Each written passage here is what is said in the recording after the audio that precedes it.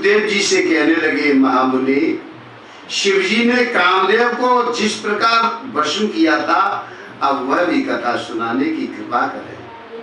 सुखदेव जी कहने लगे, परीक्षित, एक दिन श्री महादेव जी कैलाश पर्वत पर बैठे हुए श्री नारायण जी का ध्यान धर रहे थे। उसी समय कामदेव ने आकर उन्हें ऐसा सताया कि अचानक ही उनका ध्यान भंग हो गया।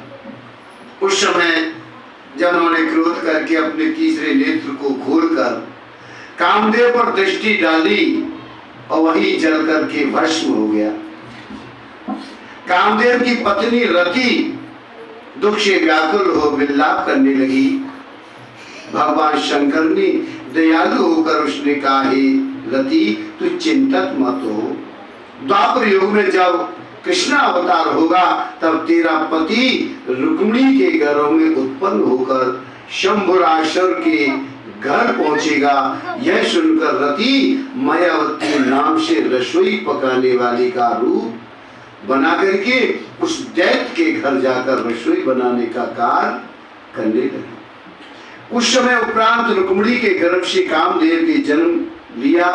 वह बालक अति सुंदर था।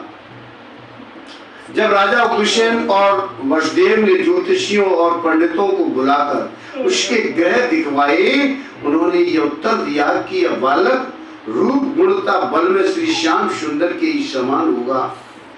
जल में निवास करके अपने शत्रु को मारकर फिर अपने माता पिता के पास आ जाएगा। इतना कहकर आज ब्राह्मण उस बालक का नाम प्रद्युम्न रख दान दक्षिणा देकर चले गए। तदुपरांत नारद मुनि ने शंबर नामक दैत्य के पास जाकर कहा कि तेरे शत्रु ने प्रद्युम्न नाम से भगवान श्री कृष्ण के घर अवतार लिया है। वह 12 वर्ष की आयु का होने पर तुझे मार डालेगा।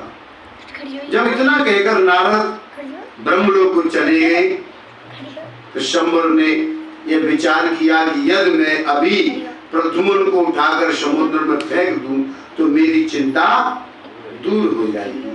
विचार करके एक दिन वायु स्वरूप बनकर रुक्मिणी के भवन में जा घुसा।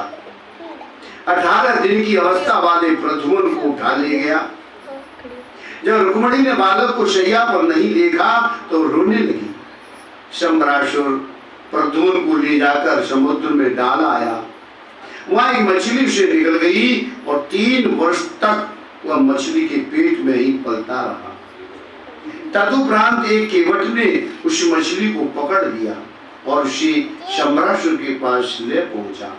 शंबर ने उस मछली को अपने रसोई घर भिजवा दिया। वहां सब उस मछली को पेट चीरा गया। उसमें से एक अत्यंत सुंदर बालक निकला। मायावती उसे देखते ही पहचान गई और शंबरासुर से छिपाकर उसको पालने लगी।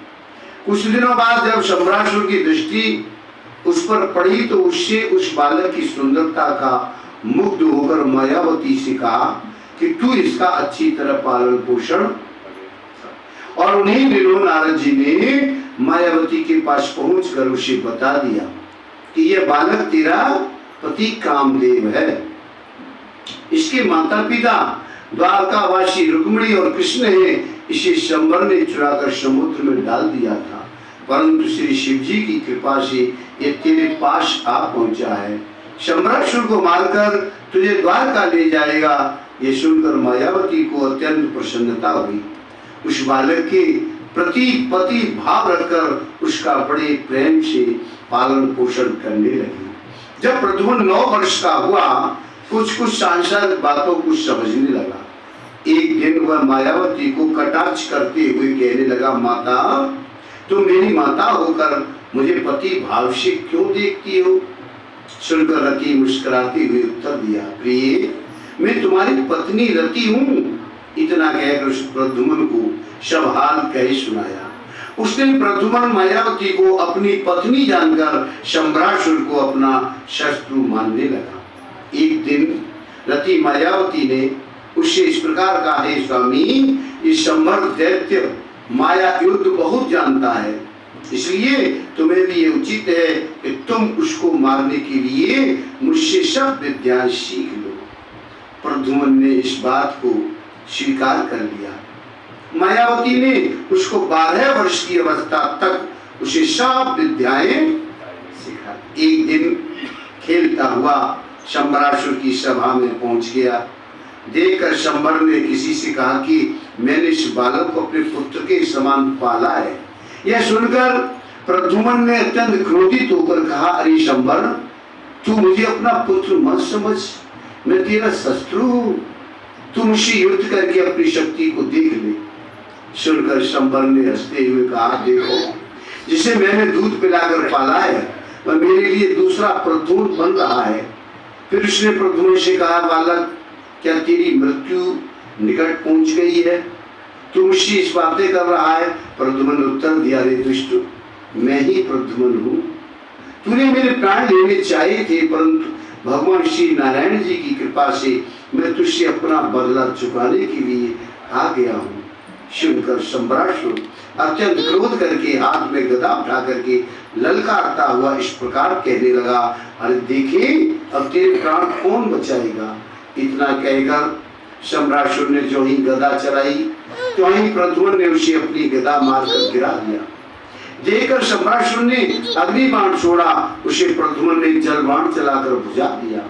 शंबरासुर ने प्रद्युम्न को मारने के लिए अनेक प्रयत्न किए, पर प्रद्युम्न ने उसे हर बार पराजित करके अंत में अपनी तलवार से उसका सिर काट डाला। उस समय देवता गण आकाश में पुष्प वर्षा करने लगे। प्रद्युम्न ने शंबरासुर को मारकर कुश नगर में श्री कृष्ण चंद्र जी के नाम की द्वाई फेर दी। तब रति भी अत्यंत सुंदर स्वरूप धारण करके अपने पति के साथ विमान पर बैठकर द्वारका पहुंची।